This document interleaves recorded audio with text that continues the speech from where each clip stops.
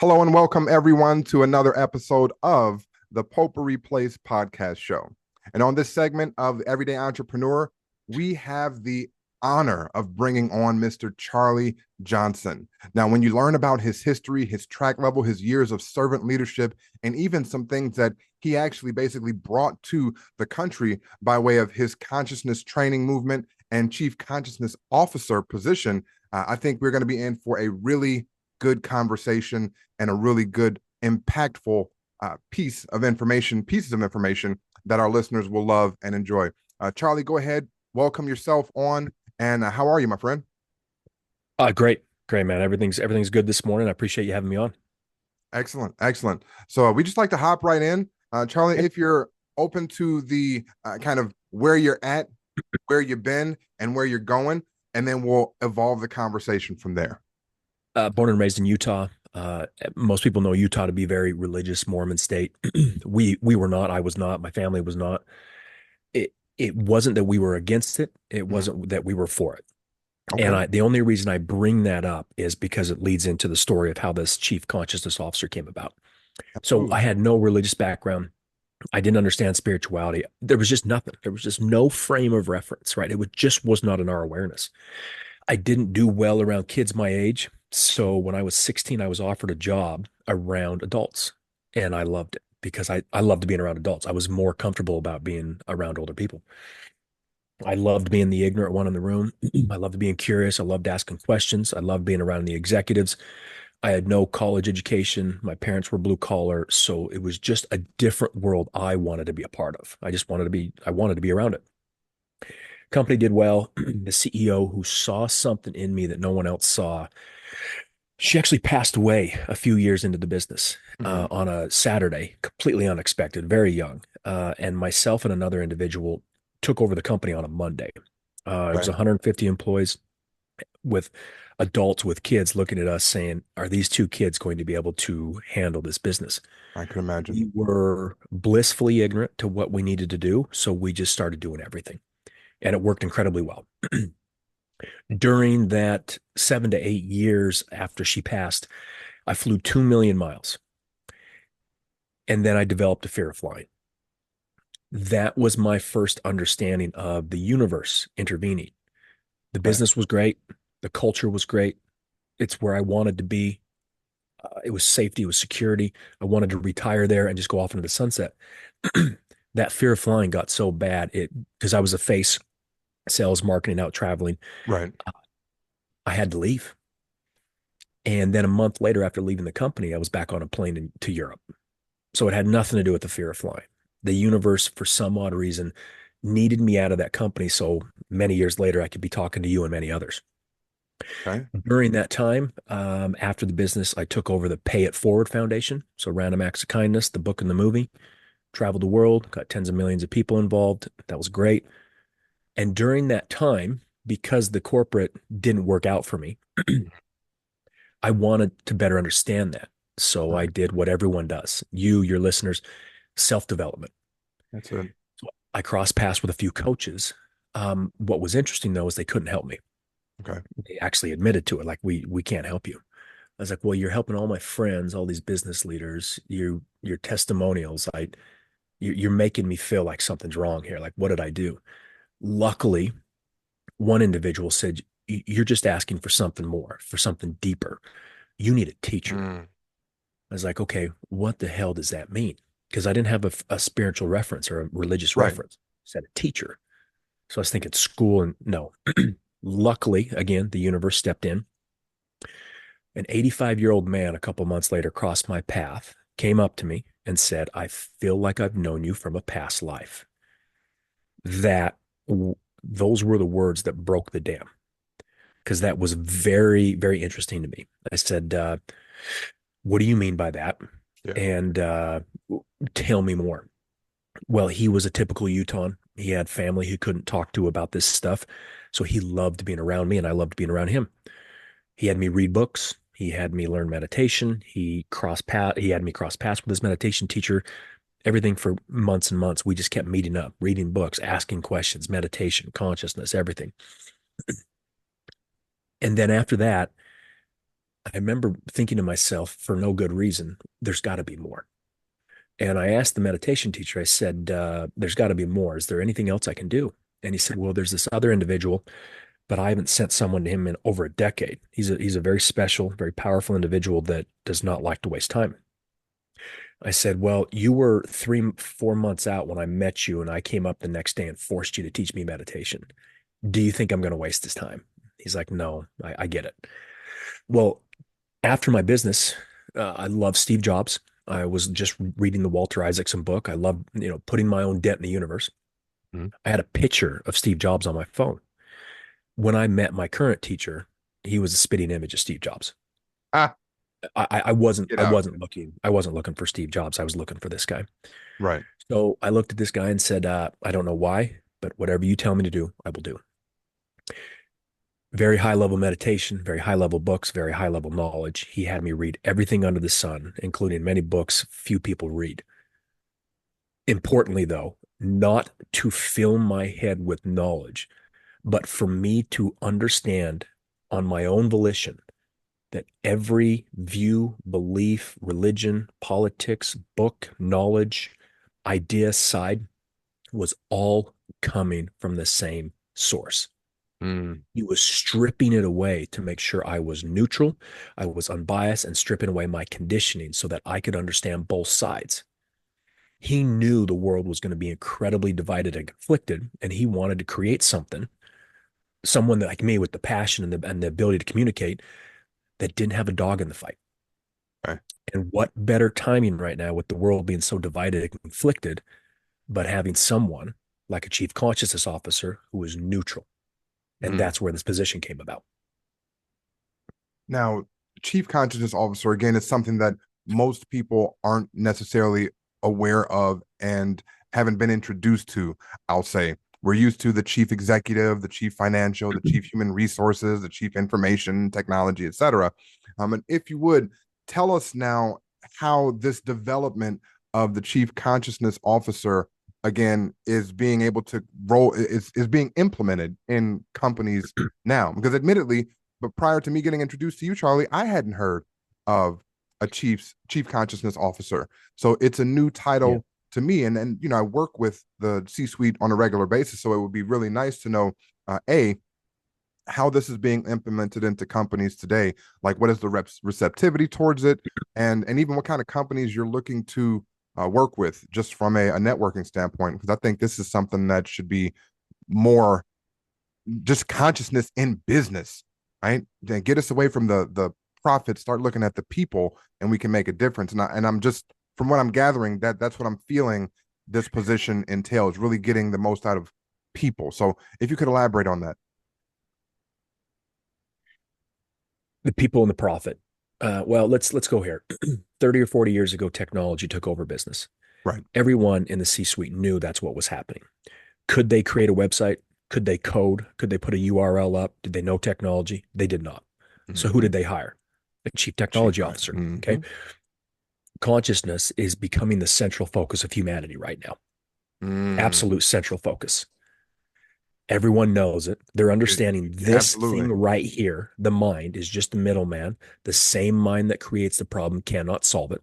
Mm-hmm. Everyone's trying to do the same things at the same time. And look what's happening. The world's more divided and conflicted than ever.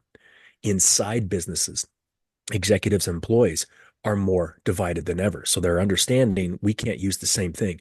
We got to go a step lower. We got to go a step deeper. We got to go into consciousness, which they're not. Now we're bringing this to their attention. Right? This is the most crucial hire a company can make right now. It is absolutely just as, if not more important than the chief technology officer was 30 to 40 years ago. Mm-hmm. The conflict and division. Well, let me go to here. For the last 20 years, we've implemented wellness programs, right? Yeah. That's actually my field. So you're speaking my language. Let's keep going. Okay. So we've got meditation, we've got mindfulness, we've got Tai Chi, we got yoga, we got all this. My question is, with as much as this world is being divided and conflicted, as much as these wellness programs have the heart in the right place, which I'm in complete agreement with, I support 100%, especially with my spiritual background and understanding what my teacher is, what meditation does. Right. Why is there still so much division and conflict? Mm-hmm. These wellness programs, especially here in the West, we have a significant amount of Catholics, atheists, Baptists, et cetera, Western religions. When the wellness programs come in and they're asked to meditate or be mindful, they immediately go to Buddhism and they're shut down. A lot of people think yoga is the devil. That's fine. That's perfectly fine. So it's the same in the same regard of having 10,000 books on happiness, yet we've never been so unhappy. Oh. Right. So we Come have on. to understand that what people like you are doing is the exact thing we need to do. Those wellness programs, the stuff you're doing is 100% exactly what we need to do. It is powerful. It's profound. It's consciousness. It's helping clarity, everything. But if we go here, this is full. It's fixed. It's overwhelmed. They've got so much information coming at them. The division and conflict on this planet is creating so much chaos that now we truly are more closed off than we've ever been, because we're starting to have a lot of stuff come up that we don't understand. And when we don't understand it, we fear it. When we fear Absolutely. it, we restrict. Absolutely. So this position comes in from a very neutral standpoint, not for you or against you, not for the executives and against the employees and vice versa. Right. Neutral position who becomes a secret weapon for the C-suite, a secret weapon for VPs, a secret weapon for customer service, because the neutrality of them not being for you or against you is where the world is, because we know the polarizations of politics, of religions and everything. Everyone pays attention to both sides. Well, there's a group of people here in the middle that no one pays attention to, those neutral people, the ones that have a consciousness that is not restricted because of their beliefs. It's wide open.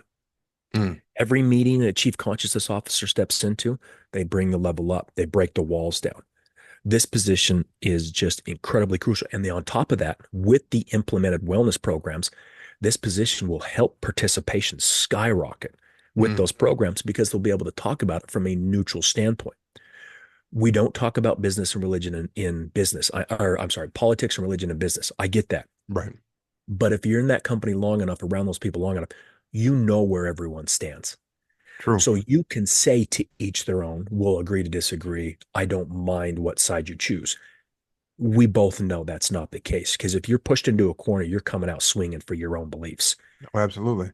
We've done this since the beginning of humanity. We truly believe at some point our side's going to win, the other side's going to lose, and we're going to go to a utopic society.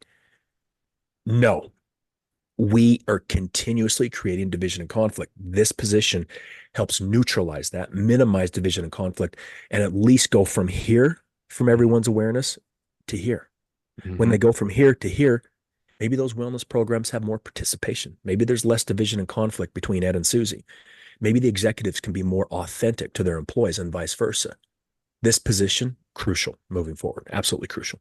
Excellent. Excellent. Now, for the audible listeners, when he's saying going from here to here, he's putting his hands up by his eyes, kind of like a binocular, and then widening that view. Sorry. And when he was talking about going in earlier, going in here is pointing to his head, saying that we need to go here and actually bring about seemingly a deeper level of consciousness. And I 100% agree that it's not about any particular religion, because before a religion is imparted into any person, there stands the person.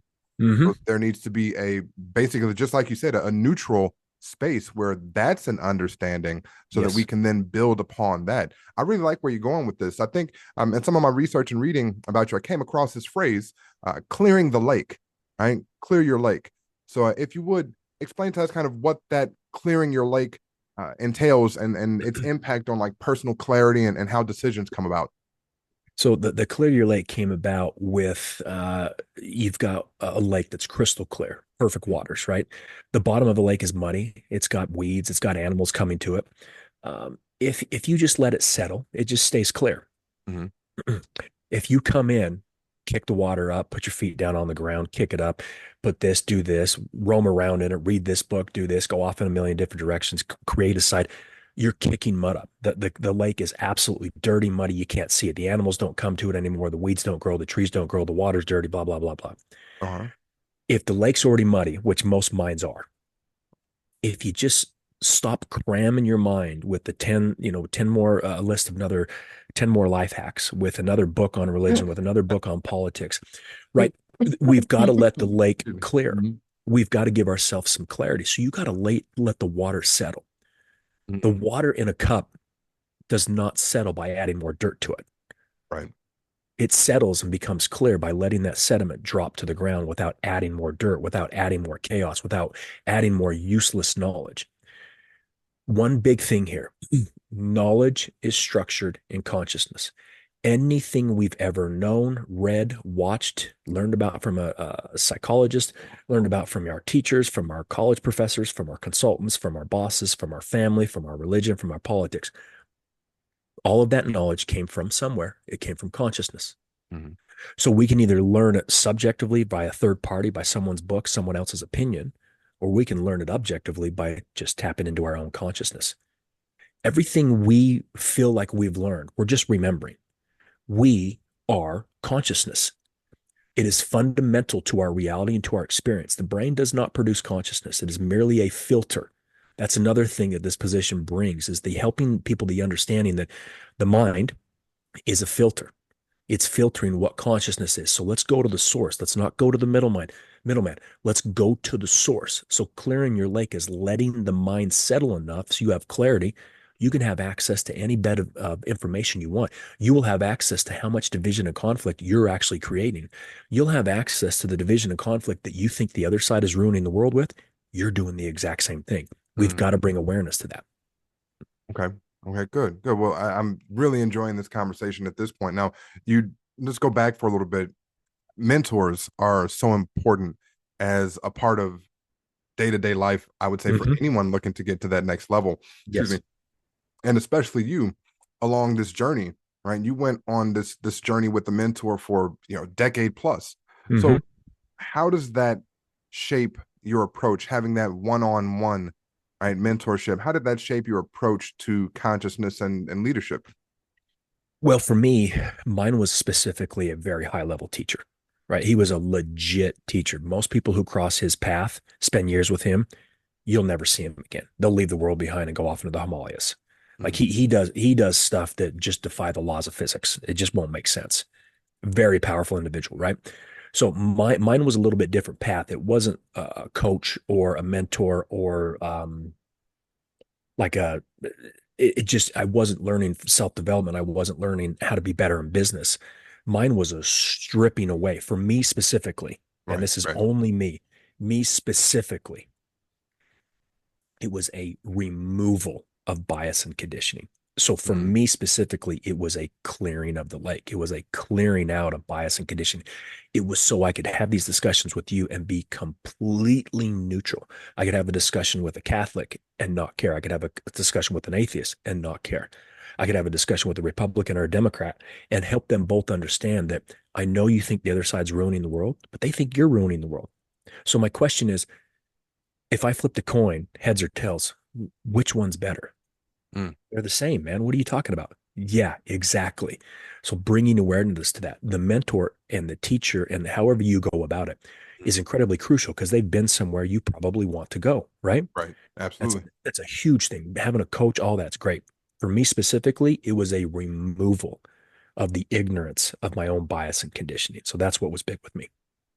Okay. So now you've gone through this process. You've been able to remove the bias, the conditioning, and you're able to see essentially, the truth has no side to it, right? It's not a this is right and this is wrong type of thing. Being able to take that neutral approach, I'd consider is very, very Ayn Randish, so to speak, right? The theory of objectivity, which I'm absolutely for, like being objective in situations and kind of taking yourself out of it, like a fly on the wall, so to speak. Now, when we talk about business and you bringing forth a consciousness training, how do you implement something like that in an organization where there is that bias, there are those conditionings, right? How do you overcome that with, I'll say, the initial C-suite? I'm assuming, again, correct me if I'm wrong, but how do you overcome that with the C-suite first when they seem to have such siloed roles and it's really tough for them to even get together to come and make a positive decision on healthcare for the company? Well, you have realistic expectations, knowing that you'll never get past it. But what you can do, and this is important, that I don't know anyone talking about this, and needs to become a part of every discussion. Okay. There are levels of consciousness. Levels of consciousness are like levels of grades. There's second graders, there's fifth graders, there's eighth graders, there's 12th graders. Okay. Right. We don't get mad at an 8-year-old for being in second grade, and the 16-year-old being in 10th grade is not better than the 8-year-old. They're just at different stages. The chief consciousness officer understands very quickly and very easily where the level of consciousness is for the CEO, for the customer service, for the middle manager. Right. When that happens, you have the expectation of knowing you're not taking an 8-year-old and putting them in high school. If you did that, they're going to fail miserably. So there's a lot of programs nowadays that are trying to go from head to heart. Seen. Quite a few of the world is not ready for that. So if you try to force an executive and then executive thinks they're ready when they're not, and you try to make them lead from the heart, it's going to backfire. Mm. So this position has the clarity and the neutrality and, in a sense, the sense of the energy to see that individual, the questions they ask, the way they talk, the way they lead. You're going to know very quickly what level they're at. What you can do is you can take a fifth grader and put them into seventh.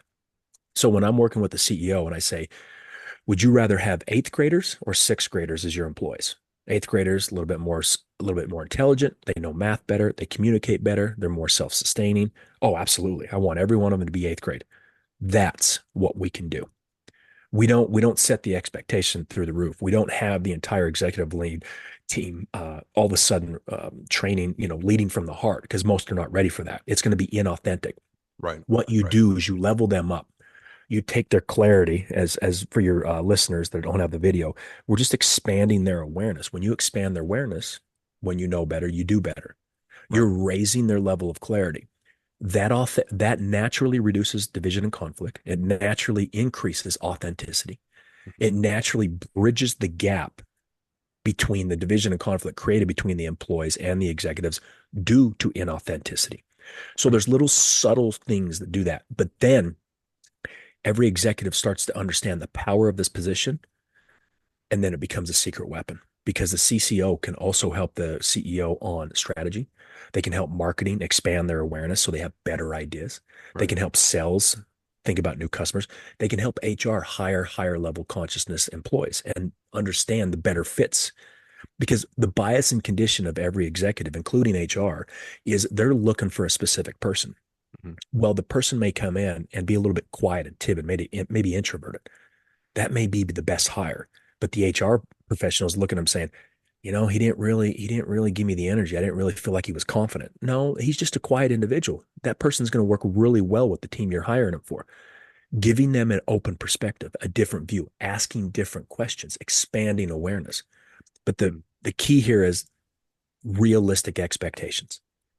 Not everyone in elementary is going to jump up to a PhD level program, and that's not possible, nor do we want that, because their nervous system would fry. Right. Understanding levels of consciousness, understanding who is ready to lead from the heart, who is ready to simply still continue to lead from the mind, but with an expanded awareness. Now, there's so many ways that we can go with this, man. So let me ask this one. Because there are various levels of consciousness, and again, each person comes from their own perspective. Like you said, you can't necessarily take the kindergartner and put them into the PhD space. I'd imagine there's a lot of stuff, mental clutter, right, that needs to be sorted out. So from your purview, what strategies that individuals here, our listeners may not all be in the C-suite. Some of them might just be running a mom and pop organization or endeavoring to leave high school or college and start a business, right? So these are things that we all deal with as people versus just positions. So with this mental clutter, what strategies could or do you recommend for people to help declutter their minds so that they can have a more, and to focus, so that they can focus? We're full of distractions. And it's tough to focus. So what strategies would you recommend so that people can declutter and focus more within all the distractions that we come across on a day-to-day basis? NASA did a study where they followed a few thousand kids. At the ages of 4 and 5, 98% were considered genius. By the time those kids were adults, it was 2%. Wow. Okay. So first of all, this right here, this discussion you're allowing your listeners to have, is decluttering the mind, because you're letting them know right there, the mind, the middleman, This vast resource of consciousness has been crammed into our minds. And every time we choose a side, every time we think we're learning, every time we think we know what's right and the other side is wrong, we have taken the vast resource of consciousness and crammed it into a tiny little box. Oh So man. when you say declutter, you've got to give a release valve to the mind, a release valve to the box, a release valve to your conditioning and your restrictions on consciousness. So even this discussion, kind of like the 4-minute mile, absolutely impossible. Someone did it, 1,000 people did it, right? Okay. So understanding the mind is the middleman. This is why you're overwhelmed. This is the same mind that creates a problem, can't solve it. Okay. Well, then let's go one step deeper. How do you do that? Consciousness. Consciousness is infinite. It takes your awareness, even this discussion, and expands it, gives your mind a release valve. That's all we're looking to do. Now, the next question is, people start loving to hear that word. They realize consciousness is not spiritual. It's business. It's tactical. They can use it, right? Okay. You're right there. You're literally reading my Their mind. question is, so what is consciousness? A Okay. wise fish swimming through the ocean swims by two young fish and says, "Hey boys, how's the water?" The two young fish say, "What's water?" That is consciousness.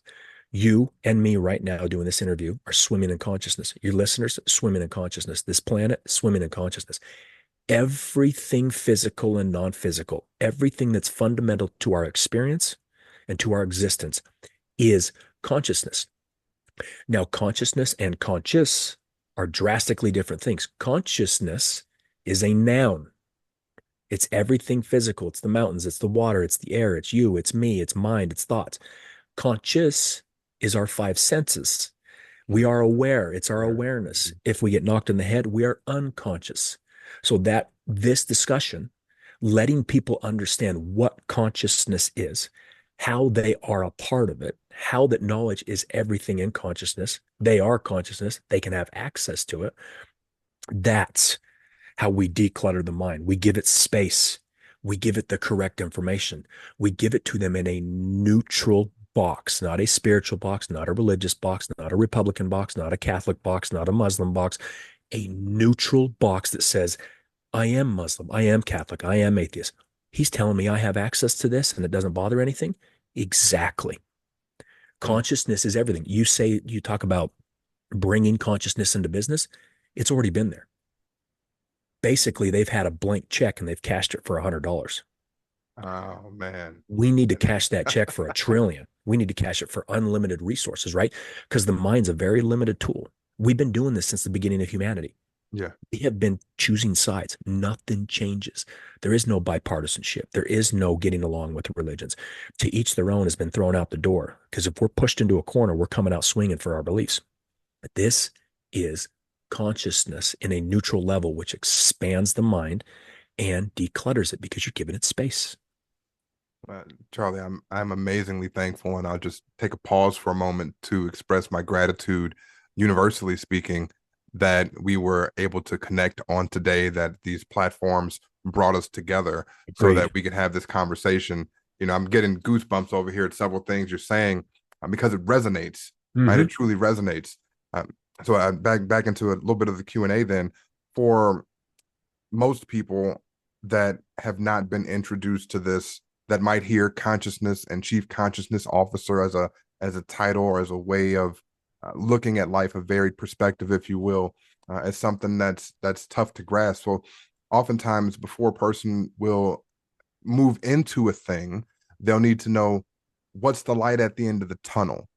So that brings my question, if you could, to discuss the relationship between having a heightened consciousness and how that intertwines with innovation, either as an individual or on teams. Well, let's just go with innovation. When Einstein came up with his amazing theories and he never went through the typical scientific method, and his colleagues always pressured him. They said, well, where'd you come up with this? Did you copy it? Who, you know what? He's like, I always tapped into my cosmic self. So if you're a chief innovation officer, if you're a chief marketing officer, if you're a sales guy, if you're a customer service that just wants to pay their more, whatever you're looking for, whatever issue you have, if you're looking for solutions, every solution, every answer to every problem that you're looking for is within your own consciousness. You've got to expand that. Then you become a better employee. You're Mhm. less divided and conflicted internally, which then creates less division and conflict externally. You get along with your employees better. You get along with your manager better. You get along with your wife better. You get along with your Yeah. kids better. You get everything. Because again, when we're restricted, all we're seeing is one thing. It's a lot of pressure. It's 80,000 thoughts in a tiny little box of a mind. We need a release valve. Mm. The stress we have is internal. That's what a lot of people are understanding. We always point outward. We always point to the leaf of the tree, but the root of the issue is us internally. The division of conflict starts with us. This position helps every single employee. This position helps every employee in and out of work because you're giving them personally access to the most powerful tool on the face of the planet. And you're allowing them to figure that out on their own, no matter their political belief or their religious belief, because you're coming at it neutrally. They get to come up with the answers. They get to come up with the solutions. They get to take ownership of becoming a better human, a better employee, a better spouse, a better father, a better whatever it is. There's no more need for an external figure, a teacher, a book, and everything, anything like that. It now comes back to them. This position literally opens up anyone they cross paths with in a meeting, in a conversation, or just by being in the room. Okay. Well, let's take it back to the work side for a second. You mentioned the stresses that, of course, many positions have. And personally, Mm-hmm. coming from a sales background, I can see all the times with various companies and colleagues that there's burnout just because Severely. there are metrics that have to be hit. There are KPIs and blah, blah, blah, right? From the sales world. So, how does this consciousness, how does this being able to actually understand that we're swimming in the sea of consciousness all the time, how does that help with recognizing and addressing that burnout amongst professionals in any field? If you're a fish in a tiny little aquarium, Mm-hmm. you only have access to the water within the aquarium. If Mm-hmm. you're a fish within the ocean, you have access to the ocean. Where do you think more solutions are? Where do you Definitely think in the more ocean. ability to see things? Where do you have more opportunities? Now, with everything, there comes the pros and the cons because we live in a dualistic world and it's always divided. That's perfectly fine. Right. But if you want access to a larger aquarium, to more solutions, to more opportunities, to more ways of looking at the world, to seeing things in a better light with less division and conflict, you tap into consciousness. You stay at the level of the mind, you're staying in a little tiny pond that gets really muddy very quickly. You spread out that dirt and that chaos over a massive pond, it becomes clear. You've got to give yourself access to the vast resource of consciousness. You stay in the mind, you're screwed. But here's the problem: all we've ever talked about is the mind. Anything we've ever focused on is Mm, the mind. The only way we've learned, the only thing we've fact. ever been taught, anything anyone says, mental clarity, mental edge, mental health, mental this, mental mind, Mind. mind. Yeah. The mind is a filter and it was created from consciousness. So let's go to the source of consciousness and then let the mind be a servant, not our let the mind be a servant, not a slave. What is that quote? We're a slave to our mind, let it be a servant to us. We need to switch that around. Okay.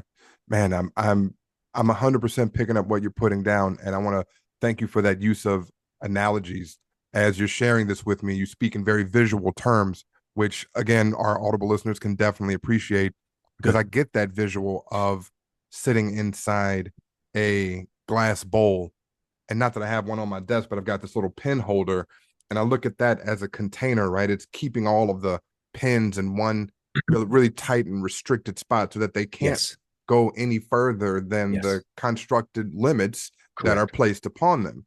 Correct. So imagining to break that barrier away from the pins, break that mental glass bowl away and realize that, yes, I can see at this point to the door, right, to my left. But realistically, if I'm looking at it through a consciousness lens, then I can see much further. And there's Yes. so much more out there than just that door, that wall, that window. Man, Yes. this is really good. This is really good. So we talk about in a business sense, and I like to my listeners that have listened to a few episodes, they like that I like to take things in more of a personal perspective. So how can this training, because we're going to come back to the business side, but I want to know, how can this training from a familial standpoint impact the relationship dynamics that individuals have, whether it be with their children or their spouse, whomever? Same thing. So the greatest thing about consciousness is whatever the metaphor is, that metaphor equates to everything you could ask me about. Everything is consciousness. So you're looking at your spouse, you're looking at your kids from a very restricted point of view, a point of view that doesn't have a great awareness. There's a lot of stress. It's the pens in your little glass case. Mm-hmm. Expand that glass case, expand to a larger pond, whatever. You're giving yourself access to the full story.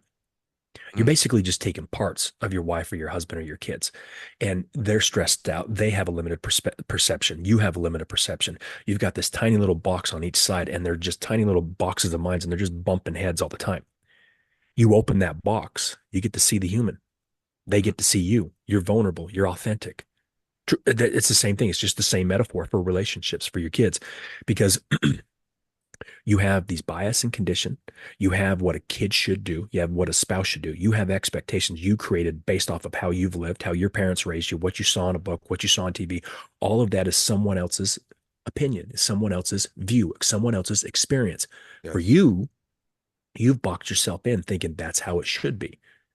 8 billion people. There's 8 billion people going up the mountain in the same direction, ended at the same spot, but there's 8 billion different paths. Stop comparing yourself to how your wife or husband should be or how your kids should be. Open up your mind, give it space, give it consciousness so that you can see them in a more open way. You can better understand your kid. You can better understand your spouse because you're no longer stuck in this tiny little perception. You expanded and you're like, oh, okay, that's what they mean. Or, oh, that's why they're upset. Or, oh, that's on me. You just start to see things a little bit more openly. Your lake clears because you got a bigger lake. The mud settles. And you're seeing things more clearly. So the metaphor, no matter what the metaphor is, it's going to work with anything you could possibly ask me. It's the same thing over and over again because it's all consciousness. I'm really enjoying this. And as I'm thinking more and more about how and where this can be implemented, it's endless, essentially. It is. Yes. There is no one place where this will work best, so to speak. No. It can be implemented virtually everywhere. Yes. And with that, so let's maybe talk about some of that implementation or like integrating this, because most people that listen to this may have or employment, whether it be self-employment or not. How does one get trained to raise their awareness to this level of consciousness? And how does one go about starting that process, or how can you help? Well, they've started the process just by listening to this podcast. So in everything else they've known is they gotta take time away every week, every month, right? They've got to take a couple hours a week, and it's a 10-step program, and it's once a week for 2 hours, and we're going to break that. Consciousness training is an unlearning. Mm-hmm. It's an expansion of the mind, not a cramming of more knowledge into something that's already full and exhausted and overwhelmed. So this goes against what they're used to. And that is the point. Consciousness training started with listening to this podcast because now they know what consciousness is. They've heard the metaphors. They know they have access to it. They understand that they're swimming in it, right? It's this conversation. So consciousness training starts out that way. We just start having discussions, and I start getting to know them. I start to understand their bias and condition. And I simply, from a neutral standpoint, they know I'm not attacking them because they're there for a reason. They know my neutrality. I always ask them where they got their viewpoints, how they were raised. Why are you this? Why are you that? Just not to change their mind, because they're not going to change their politics. They're not going to change their religion. Right. But the seed's been planted. The universe is a great gardener, and it starts to water, and it takes their awareness from that very funneled, like horse and blinders type of way, and expands it.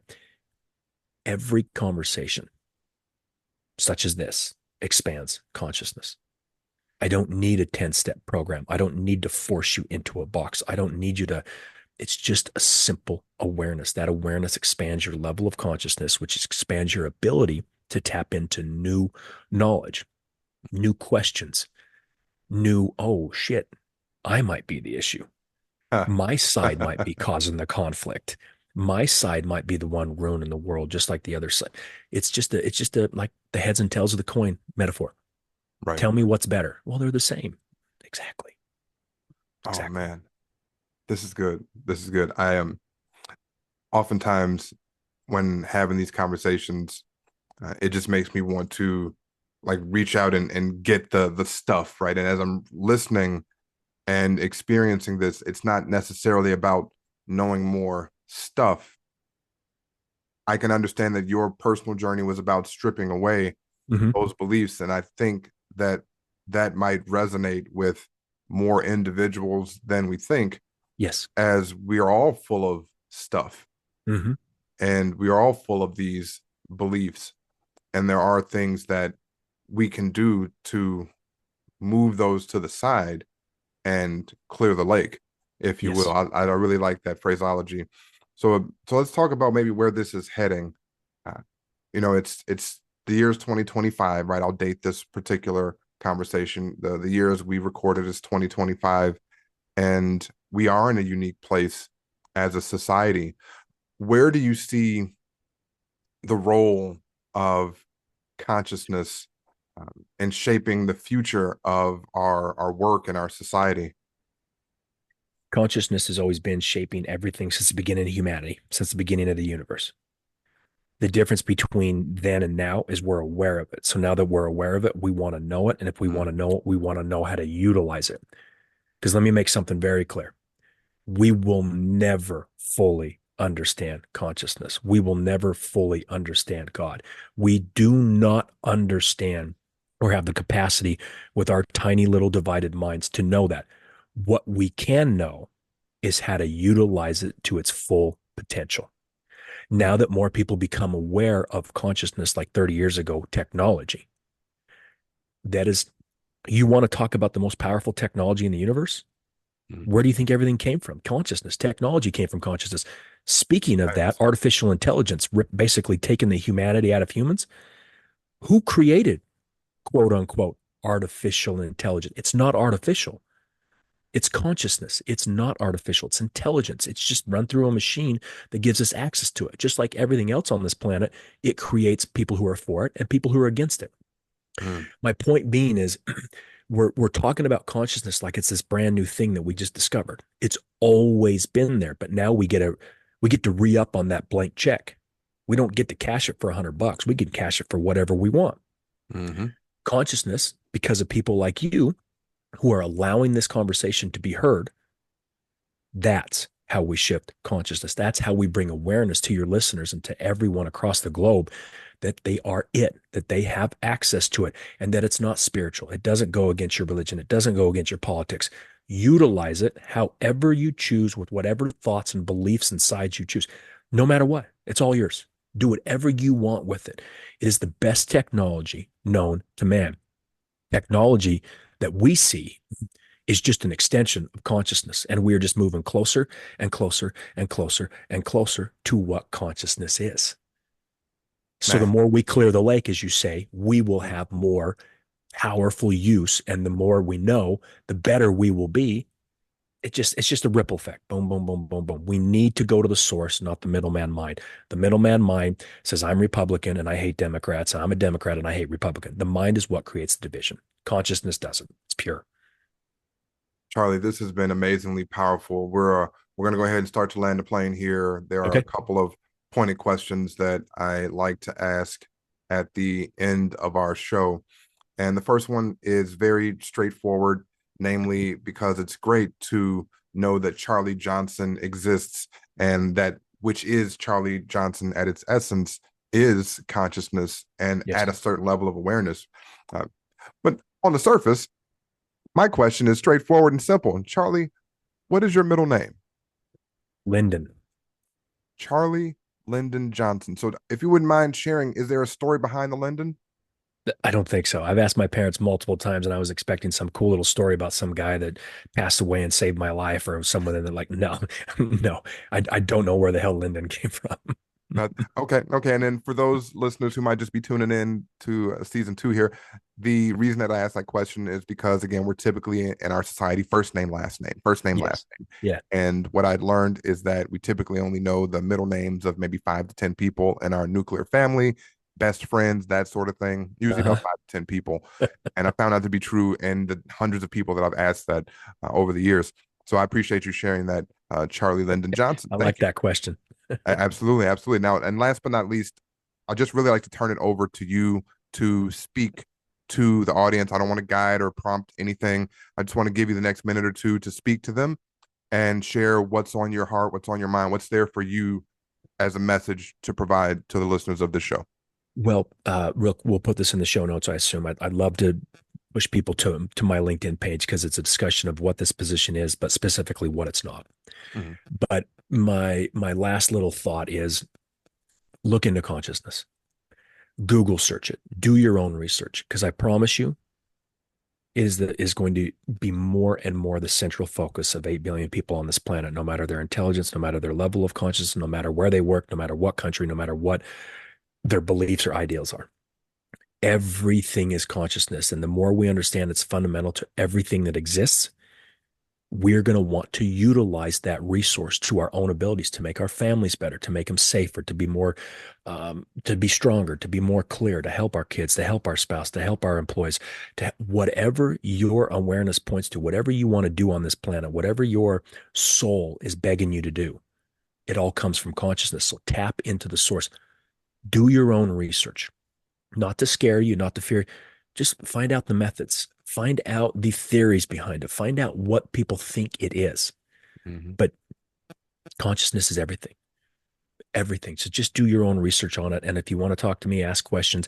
If you're a company looking to finally hire this position, reach out. Because what I want to do is I want a full-time, good-sized company to hire this position, not as a consultant, but full-time, and then help other companies, thousands of companies, hire this position too. Because I want this to be within education, within universities. I want it to be taught at an MBA program because this is the most crucial position humanity's ever needed to do right now because consciousness is expanding more rapidly and more aggressively than humanity's ever experienced. You're going to want someone on staff who understands both sides of the world when it comes to that. Excellent. Excellent. Thank you so much for that. I will ask now, excuse me, what's the best way for our listeners to get a hold of you? LinkedIn. LinkedIn. And I do have that here. I'll put it in the show notes. It's linkedin.com/NIN/CJ consciousness. Again, that's CJ consciousness, CONSCIOUSNESS. LinkedIn.com/N/CJ consciousness. Charley, this has been a fantastic show. Thank you so much for raising our awareness, bringing consciousness to the forefront of our conscious, and allowing the listeners a reason, if nothing else, to start looking into this so that we can all again develop and grow as humanity together. Thank you. Absolutely. Perfect. This has been another episode of the Potpourri Place Podcast Show. Thank you so much, Charley Johnson, an everyday entrepreneur that is here truly making a difference. Looking forward to our next conversation. Bye for now.